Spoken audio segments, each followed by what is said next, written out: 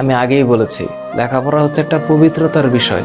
এখানে অপবিত্রতা নিয়ে লেখাপড়া করলে এখন পার পাওয়া যাবে আপাত দৃষ্টিতে, সামনে যখন ইন দ্য লং রান জীবন আসবে, তখন জীবন আচ্ছা মতো কেলাবে। সেই কেলানো আর টের পাওয়া যাবে না, আরে এত কেলানি খাইতেছি কেন।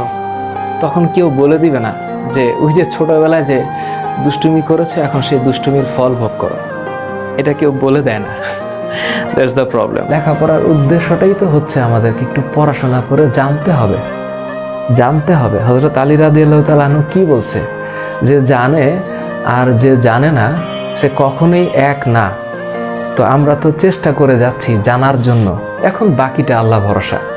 চেষ্টার উপর ডিপেন্ড করবে আমরা আমাদের কতটুকু হাসিল করতে পারবো। So without any effort nothing come automatically. একমাত্র অটোমেটিক্যালি যেটা মানুষের জীবনে আসে সেটা হচ্ছে মৃত্যু, এছাড়া কোনো কিছু অটোমেটিক্যালি আসে না। সুস্থ জীবন, সুস্থ দেহে সুন্দর মন, এটা একটা কথা। আমরা সবাই চেষ্টা করি, তারপর প্রকৃতি আমাদেরকে মাঝে মাঝে বিভিন্ন ধরনের টেস্টে ফেলে দেয়, পরীক্ষা নেয়। এই পরীক্ষায় উত্তীর্ণ হওয়া দরকার।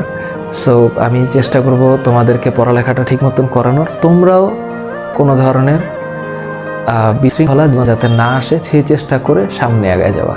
কারণ কি, জীবন একটাই জীবন, ভালো থাকতে হবে, ভালো রাখতে হবে। দেখা হবে পার্টসে। আসসালামু আলাইকুম ওয়া রাহমাতুল্লাহ।